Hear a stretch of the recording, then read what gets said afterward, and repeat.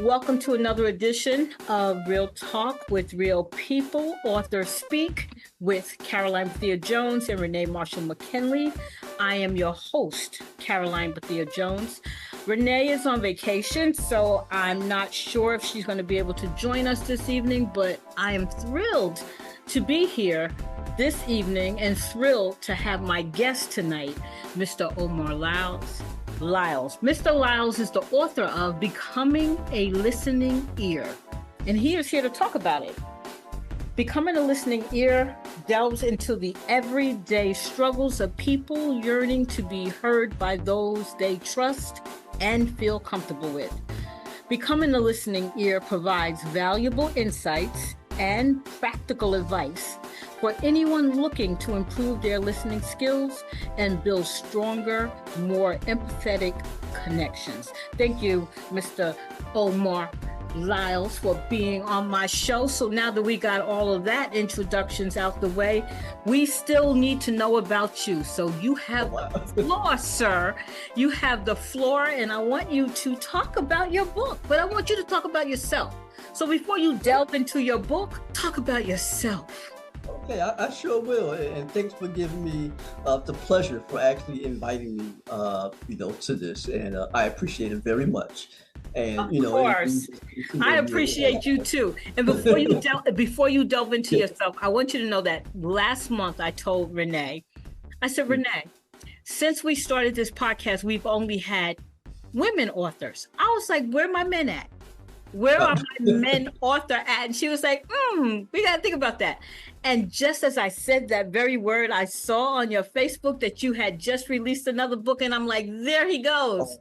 He has to be my first male author to be on my show. That's nice. So thank you so much for accepting this invitation. First of all, thank you. And I had that experience too, because I was invited to a platform that only invited women on before too. So this is like the second time this has happened. Okay, good. So the floor is yours, sir. Okay. All right, everybody. My name is Omar Liles. I was born and raised here in Jersey. I work in long-term care in the recreation. I'm certified as a dementia practitioner. In other words, I'm able and I'm actually qualified to work with seniors in long-term care facilities. I'm also a Montessori dementia professional, which I'm certified as well.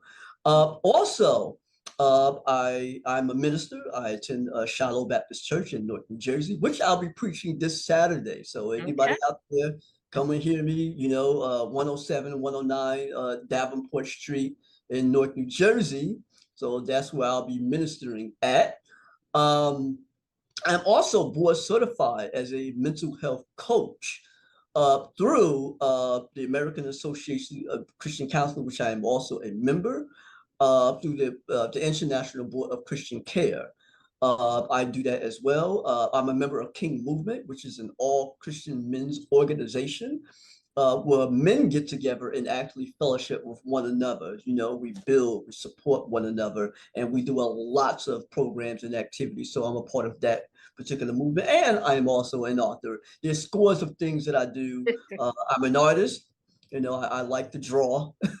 I do a lot of spoken word. It's been a minute, but I need to get back into the ring and do a lot more spoken word and poetry. So I love doing that. There's so many things that I can express and talk about, but I'm an author as well. So I'm just proud to give you those who are actually listening the type of information from my background. Yes, and I appreciate you sharing all that information. I would say to my authors, the women authors who was on, all the things that we had in common.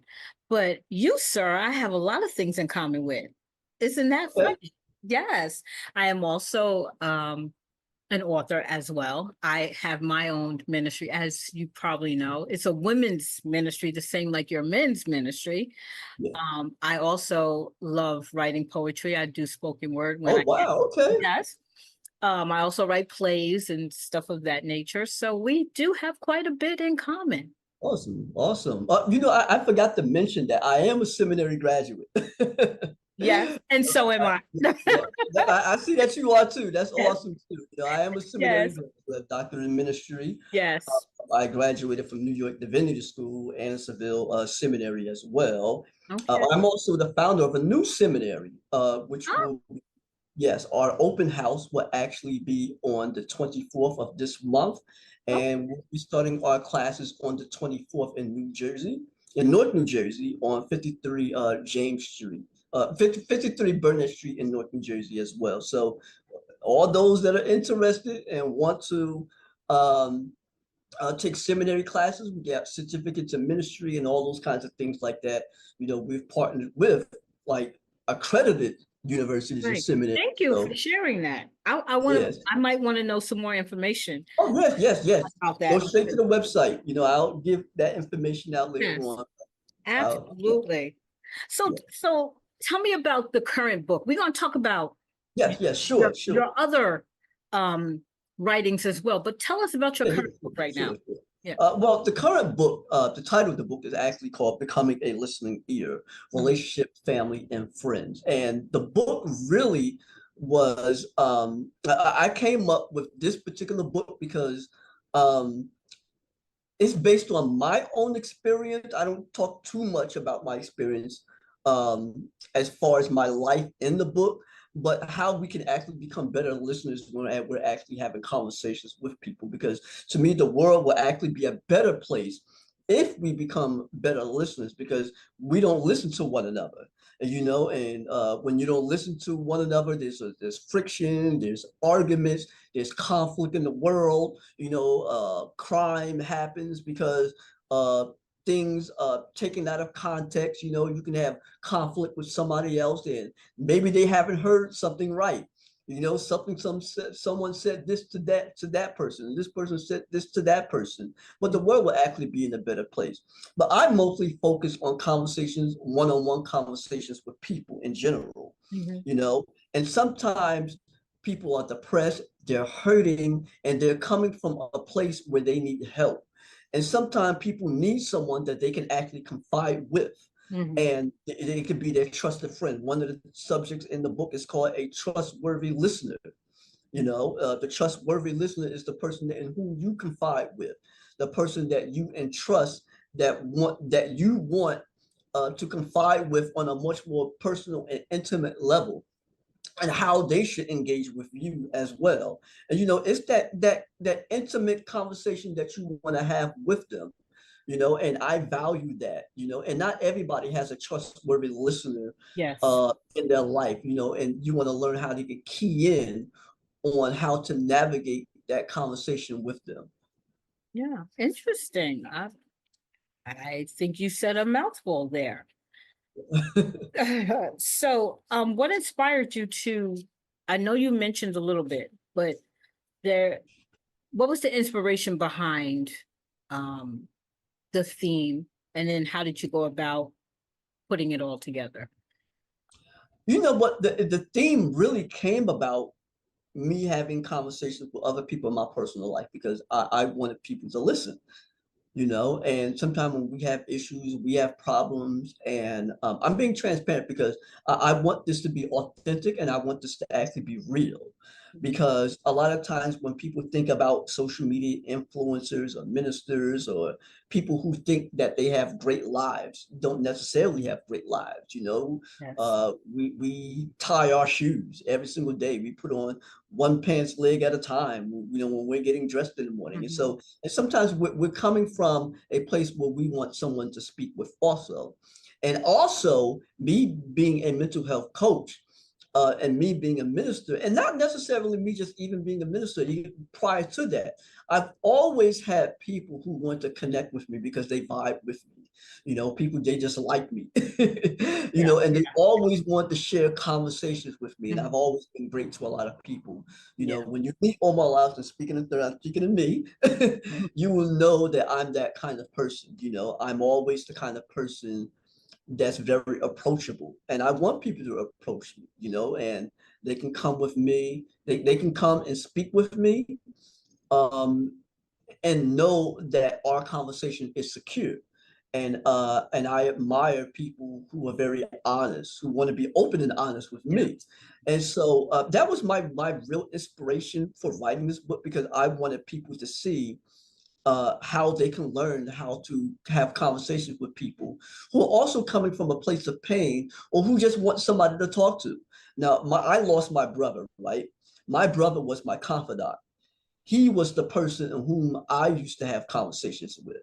Mm. And so the kinds of conversations and the questions and the discussions and the points that I make in the book are points that people actually want to who actually want to actually hear about, because people want someone to actually talk to in their personal life. Yeah. And so this is why I actually wrote the book, Becoming a Listening Ear. Is for us Mm-hmm. to listen to those who are in desire of a conversation with someone that's very well needed in their personal life. Right. So this is an instructional book then, right? Yeah, it's more of an instructional book. It's because when I write books, Mm-hmm. I'm not a person that write books. I read a lot of books, right?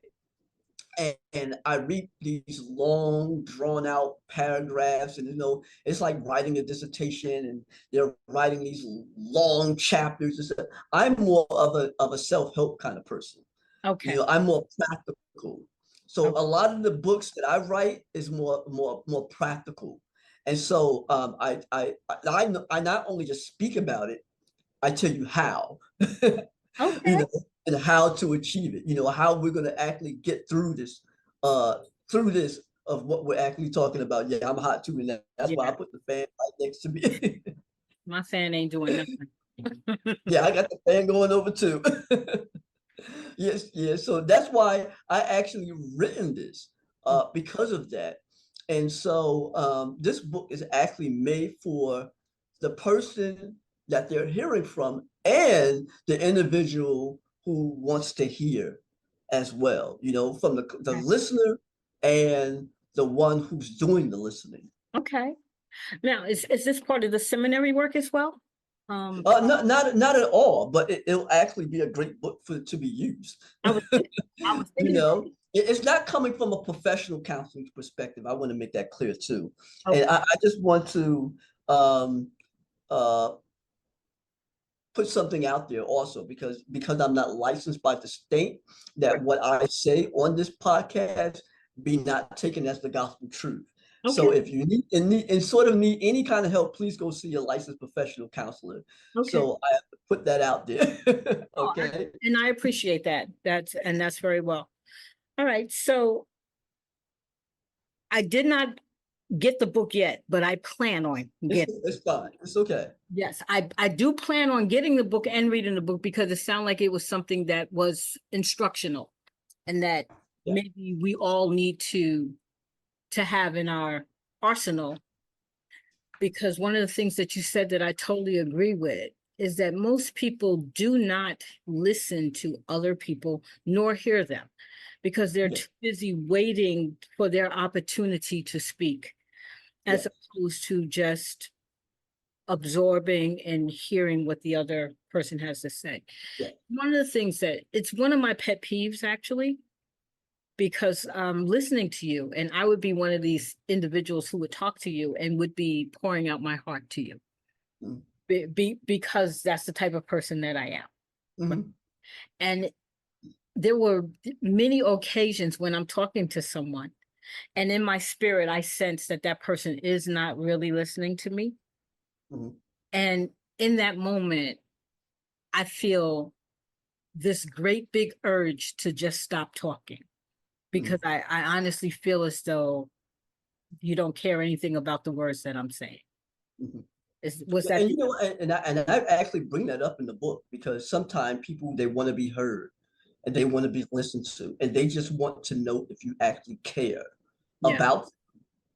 And so one thing about, even when it comes to counseling, or if you are in a conversation with someone on a spiritual level, or where if you're clergy or whatever like that, they want to know if you're in tune to their conversation, and they want to know that if you're really there to help them, to hear them, and to listen to them, or you just there, or you just trying to pass through the conversation and then let the person go their way. You're like, I couldn't wait till that conversation was over with. Yeah. And so, yeah, because you have to show that you actually care. Yes. When you're in a conversation, you have to use tools like active listening, Right. letting the person know that you're actually being engaged in the conversation, in that conversation, uh, just saying yes and no, just being involved in the conversation. I understand, those kinds of things, you having to just engage in the conversation with them, just using that kind of skill of active listening, letting the person know that not only that you're actually hearing from them, but that you are actually engaging in a conversation with them, and also you're hearing from them non-verbally, and how do you hear someone non-verbally? You not crossing your arms or anything, you just letting them know, by your expression that you really care about them. And how do you do that? They'll know if you are that you really don't care, if you're showing some sort of kind of emotions, like you're looking up in the air like this, you looking to the side, you got your hands in your face, your arms are crossed like this. Those are kind of things that you letting them know that you're really not listening to them, you really don't care about the conversation, you're looking at your watch all the time. They're showing that you actually don't care.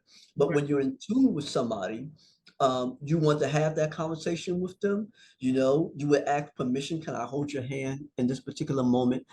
I know that you have lost a loved one, you're leaning into them, but you really don't want to do it too much, because you would know that by their body gestures and things of that nature, you don't want to do too much of that. But they will actually know, the spirit will let you know, when you're in that space, when a person is more comfortable. But you have to be reminded that they chose you whom to speak with. Because if they didn't choose you, then they wouldn't have trusted you to be in that conversation with them. And so that's some of the dynamics of having a conversation with somebody. And so, and there are many people who are professional counselors. They're very rigid about um, counseling and getting into those kinds of spaces where everything's professional. They're writing down notes. Everything is timed. The clock starts and the clock ends. The insurance is involved, and they're writing out prescription medication. And I'm not saying that any of those things are not good, because I'm for professional counseling as well. I'm for psychologists and things of that nature. And then there are other people who are not, especially those who are in the religious world, and there are people who believe in integration.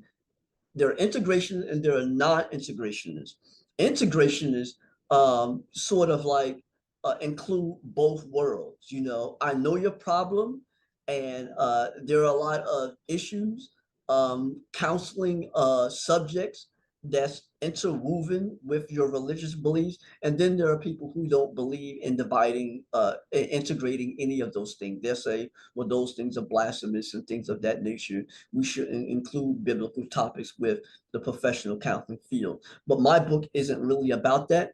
It's talking about the silent struggle that we are having on a personal level, where we want to be comfortable enough to talk with a person in whom we are in need of help of, And so it puts you in that intimate space, and that's what this book is about. And so I just wanted to read you something real quick.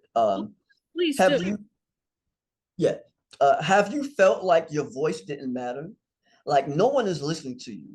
If so, you're not alone. Not being heard is a common experience that can affect everyone's lives. In a world where opinions and ideas are meant to be shared and sometimes challenged, the feeling of not being heard can be disheartening. This subject delves into the effects of not being heard.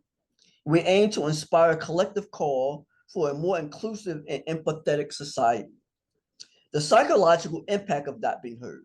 The feeling of not being listened to can leave deep emotional scars silently festering within individuals. When we're not heard, it can be emotionally devastating. We may feel frustrated, angry, and helpless. Oftentimes, we start doubting ourselves and our worth. And sometimes I remember like when I was little, right? And sometimes you looking for someone to talk to. Maybe you got big brothers or older sisters, and maybe there are a lot of older people who may not understand you, and you're going uh to other people, and they're like, "Oh, I'm busy right now. I can't talk right now, because maybe mommy or daddy's busy or this person is busy, and you really don't have a community to speak to. You don't have a lot of mentors and things of that nature. I had some people in my life, but I didn't consider everyone a mentor. I didn't consider everybody worthy or trustworthy for me to have that conversation with. My Mhm. mother, yes, but I didn't see a lot of people who I considered to be a mentor, someone that I could look up to. I didn't, I wasn't surrounded with a collective of men in my personal life. Now I had men, but I didn't look up to them on that level, and some of my brothers I did, but I wanted more. I want to see the positivity, in people's lives, on a bigger scale. Yeah. No, I understand everything you're saying. It was one of the reasons why we formed our ministry. It's a mentoring ministry. Yeah. It's men getting together, mentoring one another, uplifting, motivating, and being that listening ear. I'm listening to you, and I'm thinking about all the times when I was younger, and I felt the very way that you described in your book. And it took me a long time to actually develop a voice because I've always felt like my voice didn't matter and that no one wanted to hear what I had to say. Mhm. And it took a long time before I could even get to the place where I am now. When I talk to people and they say, I cannot believe that you ever didn't have a voice because, the way you are talking and relating with people now. But it took a lot of years. I was a very Mhm. grown woman before I was able to understand that I had a voice. And I felt exactly the way you Mhm. described in your book. And so I'm going to have to assume that there are lots and lots of young people who are feeling that same way. Yeah. Mhm. I know Yeah. I come from a very big family. There was 12 of us, Mhm. and it, Oh, and 11 of us. and that's why my question was going to be, are you from a large family? Because it Yeah. seems like that kind of is what happens when you come from a large family. You kind of get lost. Yeah. And I was a middle child. I was in the middle. I wasn't the oldest and I wasn't the youngest. Yes. Well, for my mother, I was the second oldest, but I have a lot of half brothers as well. But I consider myself still in the middle in a way. And so I do have a lot. I come from a big family, and I do have a lot of brothers and sisters. Yeah. Yeah, and I speak in the book about family too. Especially when it comes down to family and how to cope with having conversations with brothers and sisters, and sometimes that's not even easy as well. You Yes. know, and sometimes it depends on who you're speaking to in your family because family can gossip too. Mhm. And it can be a lot more worse than people who are outside your family, Yeah. you know. So and sometimes you can know secrets in families in which they confided with other family members that you'll never know. And then when you find out, you'll get devastated. Like, oh my goodness, uncle this and cousin did this and this did that, and I can't believe they did that. But why didn't they tell me? You know, and you wonder why they didn't include you in those conversations. I don't pick up so much on that in that particular book, but I talk about how to have conversations even with family, Mhm. who you want to have, who you want to confide with, and how to have that conversation with them. And so I speak a little bit about that as well. I talk about like the social impact, also not just the social impact. I also talk about relationships, Mhm. you know, how to listen to your spouse when they aren't speaking with you. Knowing, learning about their character. That's a good one. Yeah, learning about their character, when uh how to read her, and how you can read him in a way, Mhm. and so when you're speaking to you, how would you know if they're not really um in the mood to have a conversation? You would look at her body expressions, Yeah. or you can tell if something is actually wrong with her, Mhm. and by her facial expressions, her body movements. If she comes to the house and she puts something down real fast, you can see that something is bothering them at that moment. When to speak to her and when not to speak to them. Because if somebody wants to have a conversation, if they don't want to have a conversation right now, allow them to have space. Give them a little bit of time before you have that conversation with them. Interesting.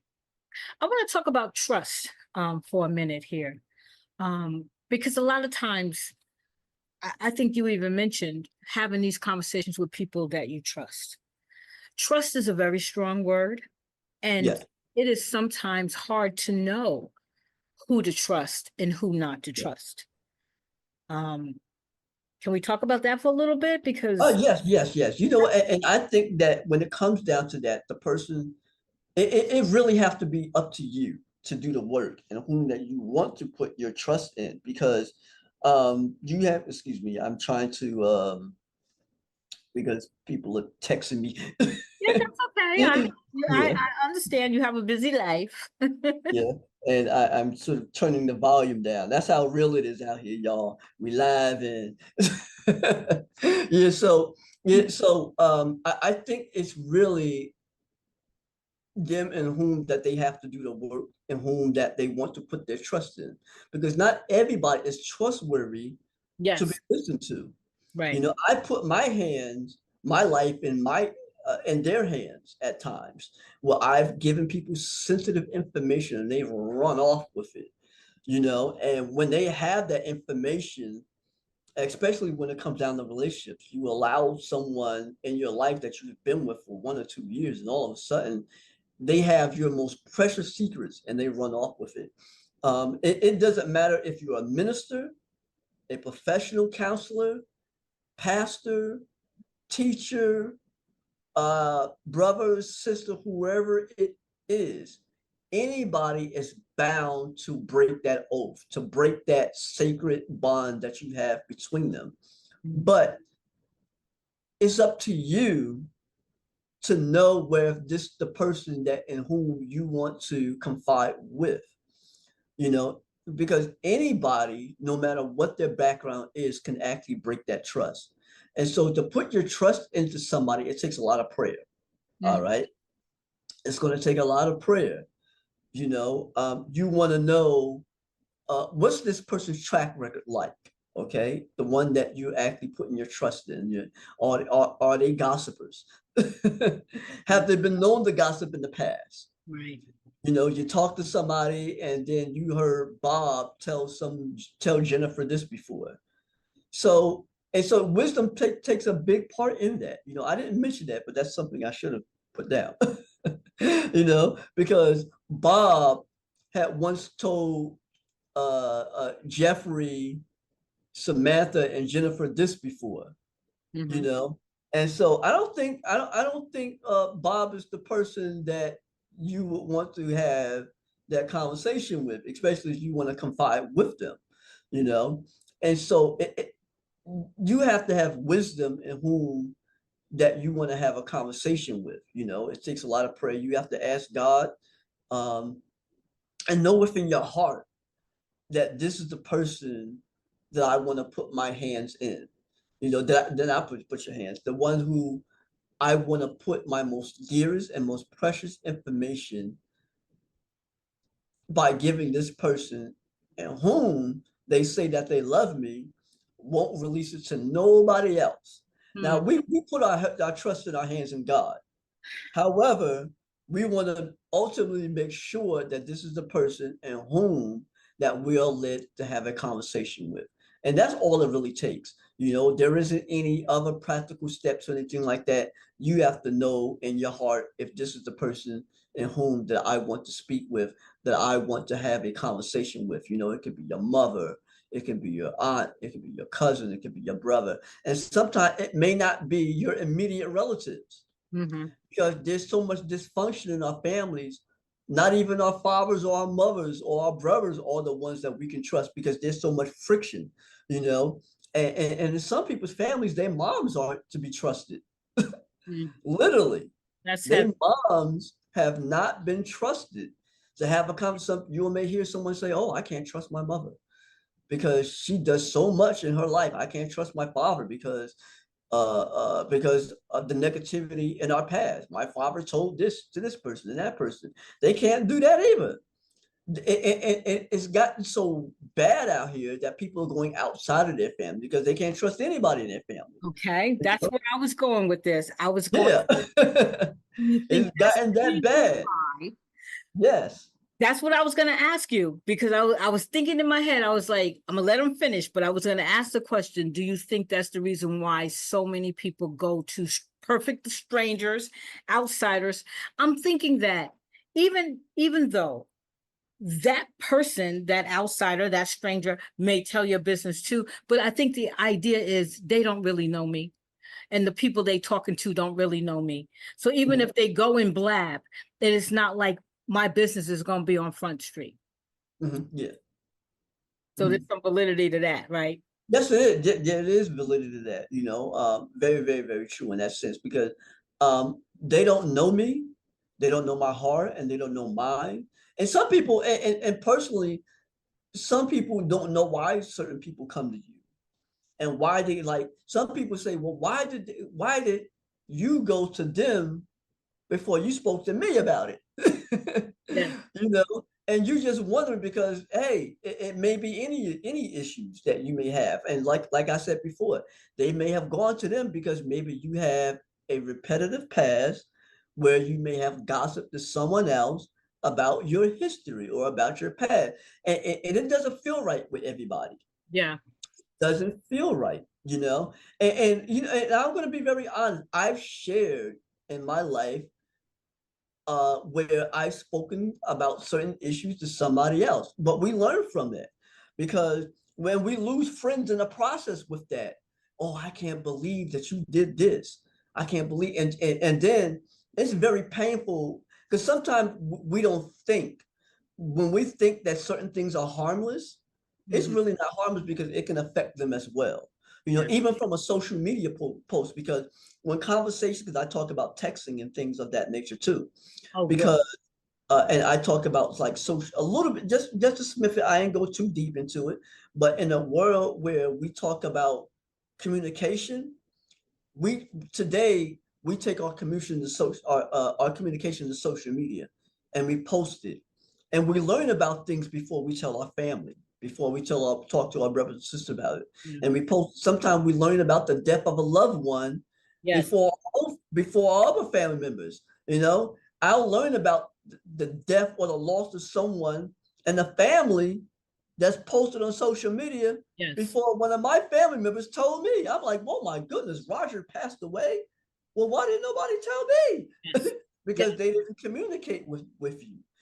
No one is communicating with anybody no more. They're not speaking with anybody, and we're allowing technology to dictate our conversation with Mm. one another. And that's the world we live in now. We're in the technological age where communication is stymied. Mhm. But right now, we have to learn to navigate through a lot of that stuff. You know, we let's keep social media here, but on a personal level, let's have a conversation between us. Put your phones down for a moment. All right, let's not text all the time because in relationships, you know, we want to text each other all the time. I don't want to text Yeah. all the time. I want to hear from your own mouth if you truly love me or not, Yeah. if I'm truly your friend, you know. Let's have that conversation. Let's go to each other's houses, instead of mailing before letters used to be sent out. I used to write letters growing up, you know, until the year 2000 when these cell phones came out. Before that, before these cell phones, everybody had to write a letter to someone across town. Yeah. Now, I don't know the statistics, but this is just from what I'm hearing, that the volumes of letters have gone down because people are texting people now. I don't have to let Kamisha in California. I don't have to write a letter to Kamisha in California. All I have to do is text her now. Yeah. So I don't have to write a letter, or I can go on Zoom Yeah. and Yeah. have that right there, which is fine. All those tools are fine. But I think that when it comes down to us as human beings, that personal connection, we're starting to lose that the personalization of connecting with one another. So becoming a listening ear is about us having a connection with us on a more personal and intimate level with one another. Okay. That's great. And I agree with you. We're certainly losing the connection. I remember I loved getting letters from individuals, and I loved writing them because I guess I'm a writer too. But I loved writing letters and I loved receiving letters and reading them. But you're hard pressed to receive a letter from anybody today. So I'm going to ask you a couple of questions that I wrote down. Sure. Let me see. So you already told us about your book. So what is your writing routine? Like because this is not your first book. So what is your routine? How do you sit down and write and say, I'm going to make this a book? You know what? My ideas just doesn't come uh spontaneously. Well, actually they do. But um it sort of comes randomly. If I feel like a subject, Okay. I'm thinking about, and I say, oh wow, that could be a really great topic. Maybe I should write about that, and I do it, like for example, healing from the people who wronged me. That's a topic that I have in the book, healing from the people who wronged you. When you're coming into a conversation with people, and you're having a conversation with someone that have wronged you in your personal life, how do I navigate that? Is it safe for me to put my trust in you? You know, and having me giving myself space. But to talk about how do things come to my mind, it just comes to my mind. I may run across a subject, or I'll run across a subject on social media that somebody's talking with, and I say, oh wow, that would be a really great subject. Maybe I'll write that in a book. And so there are a lot of things that in my personal life, to where I'll maybe just writing something and I'll write it down. Sometimes I just get to type it. So I have a subject and I'll just start to type it. do you You write know? every day? Do you set a small amount of time to write, or no, you don't? No, I don't. I sort of I do everything spontaneously. If I have a day off, I choose that specific day to actually do it. Oh, And it may not be every day off, because this time I took myself a very long time to actually do this book, because I started having some writer's block, like okay. literally, because everything that was writing was starting to become repetitive, even in the book. Different subjects, but I was just like, oh my goodness, I really don't know what else to actually write about. Mhm. Because we do have writer's block, and everything just don't come spontaneously to every writer. They have to sit and they have to think. I may come across a subject, and I may build on the subject that somebody else had, to be honest, but we all go through these things, Yeah. so I said, wow, maybe I should write about this because I was inspired by what someone else said, Mhm. or I may read an article or something like that. I say, wow, I like what this person said in this article. Maybe I can piggyback up on that, Yeah. and maybe I could write something that relates to this. And so that's how I come up with subjects and things of that nature, because I'm inspired by other subjects, I'm inspired by other conversation, and I'm also inspired by the things that come to my mind, that I actually write about. So that's how I pretty much come about the subjects in this book. But to me, every day, our lives are centered around conversation. It's Mhm. centered around our ears and our and what we say to one another. And this is why I've written this book, Becoming a Listening Ear, because I'm becoming a listening ear. I have not arrived Mhm. at the final level, the ultimate level of becoming a 100% listening ear to every conversation that comes my way. Yeah. And I make mistakes because I can't hear as great as I used to as well. I Mhm. have to ask, hey, what did you say? Because I was talking in another radio interview that I went to live, a couple of days ago, was that my grandmother, when I was little, my grandmother seemed to be a little bit hard of hearing, and my grandma would just say, "What you say?" And I say, "What, grandma? You didn't hear me? I said such and such." And my grandma said, "I can't hear you." And I would go close to my grandma and I would say, "I said such and such." And I work in the long-term care, so I work with the senior population.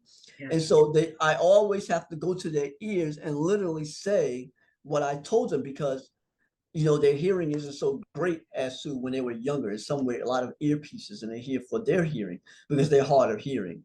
And so that's pretty much my routine when it comes down to writing. Yeah. And thank you for even mentioning the writer's block, because that was going to be a question that I was going to ask you, how you handle writer's block, but you were able to put that right in there. So thank you for that. I can skip that question. Okay. So my next question was, does writing energize you or does it exhaust you? I know it's if right. I was gonna say it's iffy with me. Sometimes I'm energized and sometimes I'm exhausted just by going through the chapter, and I was like, that whole chapter exhausted me. So you're saying both. Yes, yes, it's both.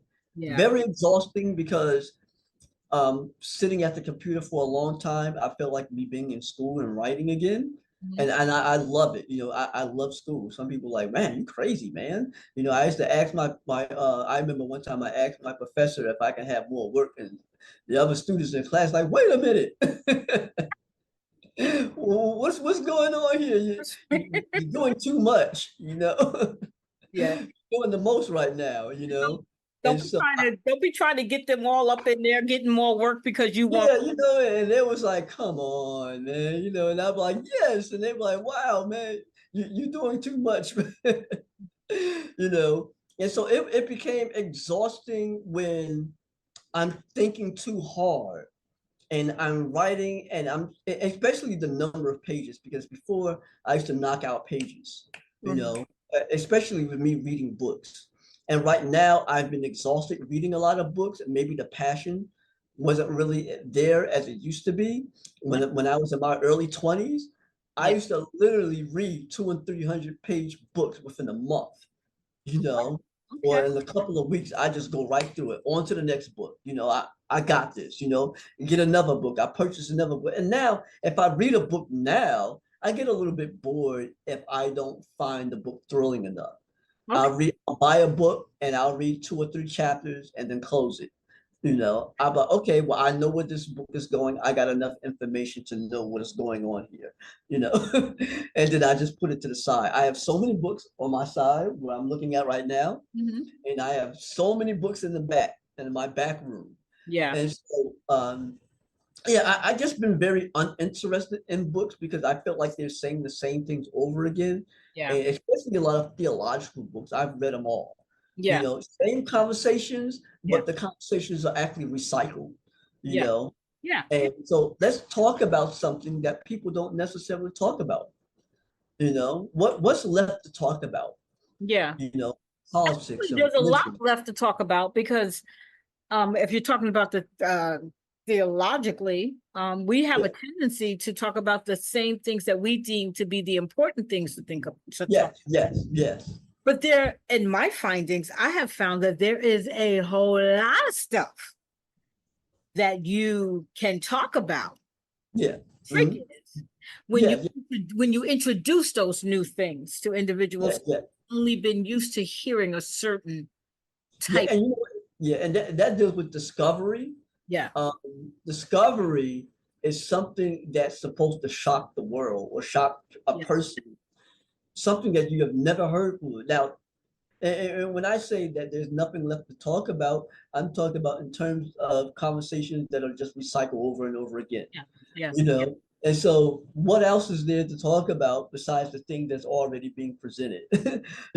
So yeah, you're right. There are lots of things to talk about there. You're just hearing the same old conversation over and over again.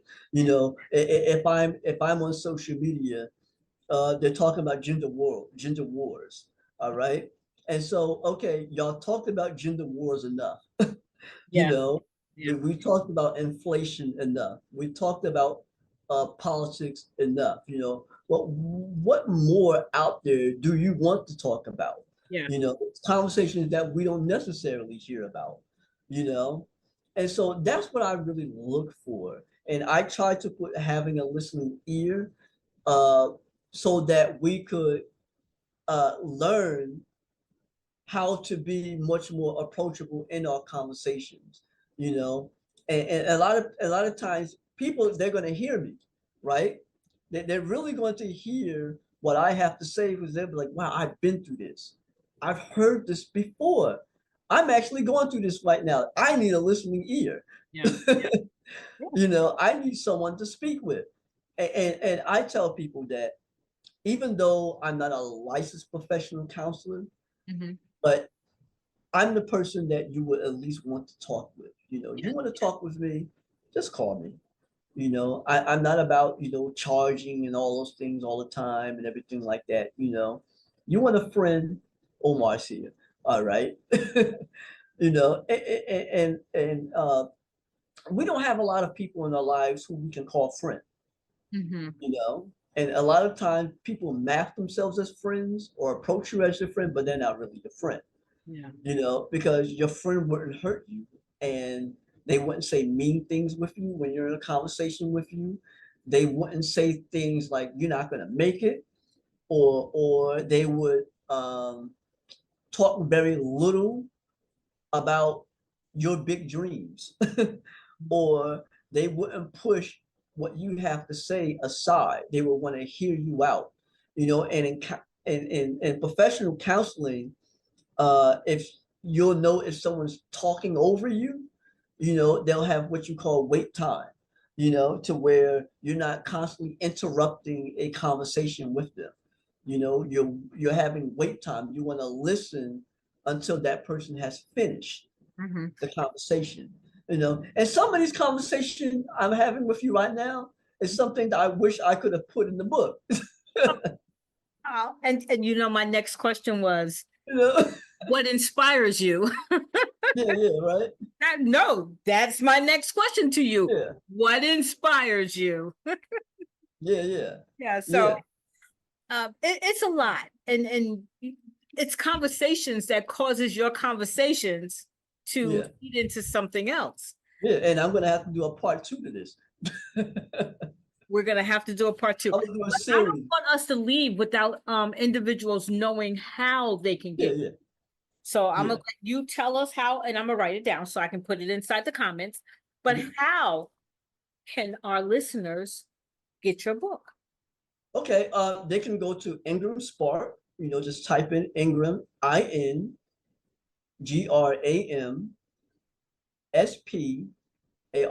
Ingram Spark. They Okay. can go on there and purchase it. Just type in my name or Becoming a Listening Ear, Okay. or they can just go onto Amazon.com. You can purchase it on there as well.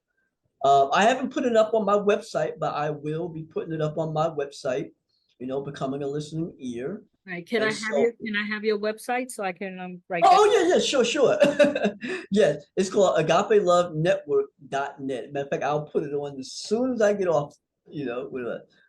So they can, agapelovenetwork.net, agape, AGAPE network, NETWORK.net, Okay. agapelovenetwork.net. Okay. Great. Yeah, that's pretty much it. Okay. Is there any other way they can reach you? Do you have a Twitter account, Instagram. I mean, you can only get Yeah, yeah. you can So what you yeah. want to give us. If you don't want to give us those accounts, that's fine Oh, too. it's fine. They can also, if they want to reach out to me, they can go to Omar Liles, the mental health coach on Facebook. That's my Facebook page. Um, they can look for me on there as well. Okay. Yeah. Beautiful. So, with the few minutes that we have left, I wanted to get this out of the way because I wanted to make sure I had all of this information so we can reach out to you. So, why don't you tell us about your past books? Yeah, sure. So one is called Leading with Love. Okay, it's a workbook. It's Lead. pretty much a practical book on how people should have conversations and relationships, and how to navigate through relationships, learning to deal with things that are difficult and uncomfortable in relationships. And so it's about practicality, learning to deal with things that are difficult in relationships. I'm coming to you with an issue, and I want to know how I could approach you with those conversations, and having space and having time and learning how I could have a conversation with you. And so that's why I call it leading with love, especially when it comes down to men and women. How do we lead our love lives, together if we're in a relationship. And Okay. so leading with love doesn't have to necessarily be with having a successful relationship. Is learning, even if I'm to break away from a relationship, how do I bounce from that? You know, how do I bounce back from a relationship um, that I have left? As well. Leading with love. How do I lead her in my personal life? Giving her flowers, letting her know that I love you, opening up doors for her, doing all those things and being active in a relationship. One is called Leading with Love. And so the other book that I have, part one, I'm going to revise that in the future. So that's off the market. And so it's this book right here. So this is the book that I really want everybody to get, Becoming a Listening Ear. Okay. Okay. Yeah. Leading. Oh, So I'm leading sorry. is off the market. You said. Yeah. The first book, it's two books. I have Leading Yes. with Love, Okay. And then the second one was. uh, Leading with Love, the relationship workbook. Yeah. Okay. All right. So this is like a relationship self-help then type of Yeah. a Yeah. book. Yeah. Okay. Okay. So even though we're concentrating on the first one, it's always good to know that there's something else out there that our listeners can also purchase from you. Yeah. And So they can also purchase the magazines. They can go to my website. Get magazine. Yes, I have three magazines. Agape Love Network magazine. I haven't made any more, but if in the future, if the spirit leads again, then maybe I'll get another magazine. I may have it out once a year, but they can purchase the magazines as well. Okay, and they can get that off of the Agape Love Network, right? Yes, they can get that off Agape Love Network. Yeah. Okay, that is perfect. So what else would you like to tell us about yourself? Because you still got a few more minutes. Oh wow. Okay. Wow. What about me? You know what? Um. I am a person that loves, spoken word art. I'm a writer in terms of me just writing spoken word. I don't have anything off the top of my head right now, Okay. but those are the kinds of things that I really, really like to read. Um, you know, um, I like going to spoken word pet cafes. That's my thing. Whenever a spoken word artist is around, they let me know about it. I'm there. And You have any yeah. over here? I don't know if I've been to a spoken word cafe in quite a while. Do they? Yeah, they're around. You have to find them whenever there's around. There's one downtown Newark. I think it's La Rouge or La Rounge, something like. They have nights with different artists and stuff like that. But they're more like a lot of rap and music. But there's another one. Oh, what's it called? Uh, I just have to. I had it right on top of my head. I need that for my purposes because I would Yeah, love to. yeah. I'll message you it. I'll I text you. would love to go to a spoken word cafe because I do enjoy And it. this one, it's really good. It's a very great environment to go to because there isn't a lot of cursing and all that stuff like that. You'll love this one. You'll love this one. I just can't figure out the name.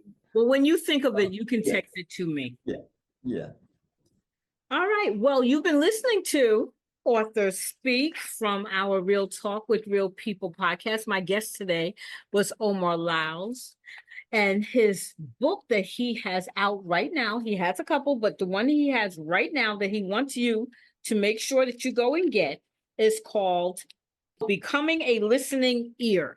It sounds like a very fascinating book in the sense that we all need to learn how to be a listening ear.